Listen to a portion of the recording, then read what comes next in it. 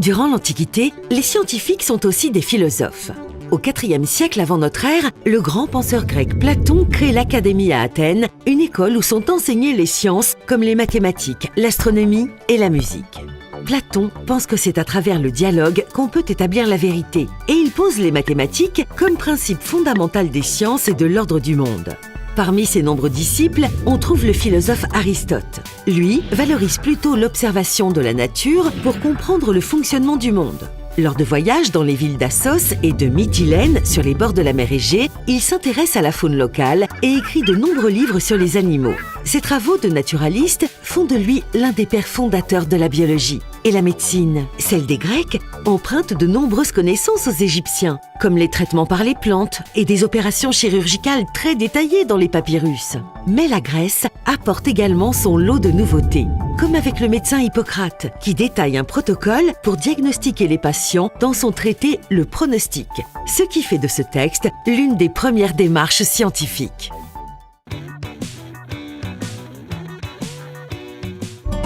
Dès le IXe siècle, les sciences connaissent un nouvel essor dans les pays arabes. Le mathématicien perse Al-Khwarizmi popularise l'utilisation du système décimal à 10 chiffres et invente une nouvelle branche des mathématiques, l'algèbre. Sous l'impulsion du calife Al-Mamoun, les savants de nombreux pays se réunissent à Bagdad pour étudier et mettre en commun leurs connaissances dans de nouvelles institutions, les maisons de la sagesse. La collecte et la traduction de centaines d'ouvrages de l'Antiquité, ainsi que la construction du Grand Observatoire de Bagdad, permettent aux scientifiques arabes de préciser les connaissances astronomiques. Grâce aux études des érudits comme le philosophe Avicenne et l'alchimiste Djeber, chimie et sciences des métaux se perfectionnent et des protocoles détaillés font leur apparition. Le savant perse Alhazen, qui réalise de nombreux travaux en optique, démontre par exemple que la lumière va des objets jusqu'à l'œil pour nous permettre de les voir. En privilégiant l'expérimentation, il n'hésite pas à mettre en doute les conclusions de ses prédécesseurs et pose donc les bases de la démarche scientifique.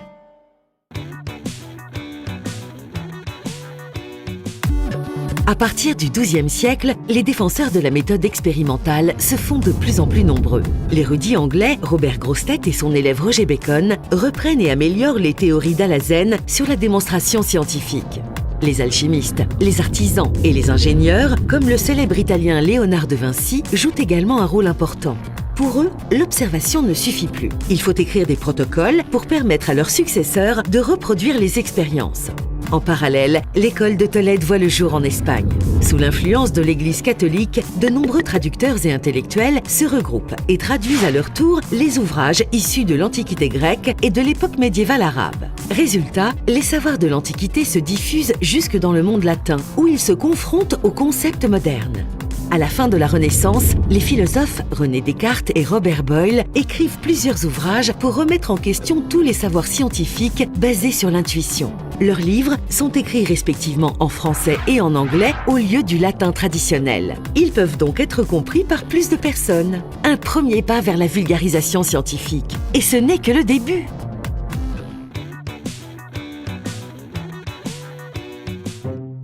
Le XVIIe siècle est l'âge d'or des instruments et désormais l'expérience fait loi. On parle de révolution scientifique. En optique, l'invention du microscope par les Néerlandais Hans et Zacharias Janssen et ses améliorations successives donnent la possibilité aux scientifiques d'observer des éléments invisibles à l'œil nu, comme les cellules découvertes par Robert Hooke en 1665.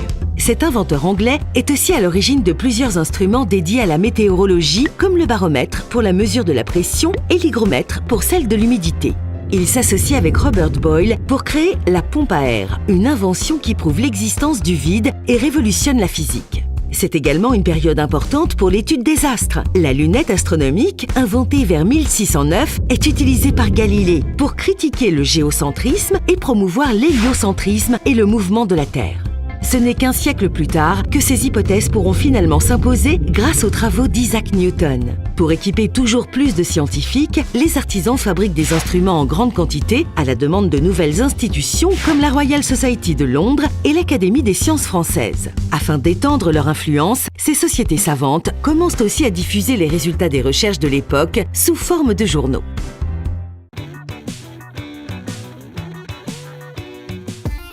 Au XVIIIe siècle, les philosophes des Lumières s'engagent pour promouvoir la connaissance. Ce mouvement donne un nouvel élan à la démarche scientifique qui doit apporter des preuves et ne plus se baser sur des croyances. Dès 1777, les expériences du Français Antoine Lavoisier montrent que la matière est composée de plusieurs éléments qu'on peut séparer ou transformer lors d'une réaction. C'est le principe de conservation de la matière. Il pose ainsi les bases de ce qu'est l'atome, qui sera mis en évidence au début du XXe siècle. Le milieu des sciences naturelles devient un théâtre d'affrontements entre scientifiques relayés par la presse. On y retrouve les grandes controverses de l'époque, comme celle de la génération spontanée entre Félix Pouchet et Louis Pasteur. Le premier soutient que les micro-organismes peuvent apparaître d'eux-mêmes dans un bocal fermé et le second prétend que c'est impossible, mais qu'ils sont partout en suspension dans l'air. Une expérience avec de l'air purifié par le feu donne raison à Pasteur. Désormais, on confronte ces idées et on tranche avec l'expérience. Avec l'emploi de la chimie, de l'électricité et du moteur à vapeur, des disciplines se développent, comme la thermodynamique et la géologie. D'autres émergent, notamment la génétique, avec les travaux du moine autrichien Gregor Mendel.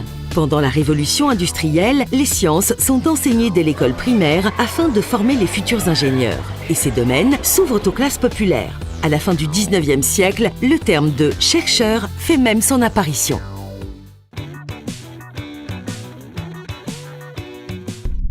Au XXe siècle, la science se fait de manière collective. Les études scientifiques sont soumises au jugement des pairs, c'est-à-dire à d'autres scientifiques. Et toutes les expériences doivent être détaillées pour être reproductibles par d'autres équipes.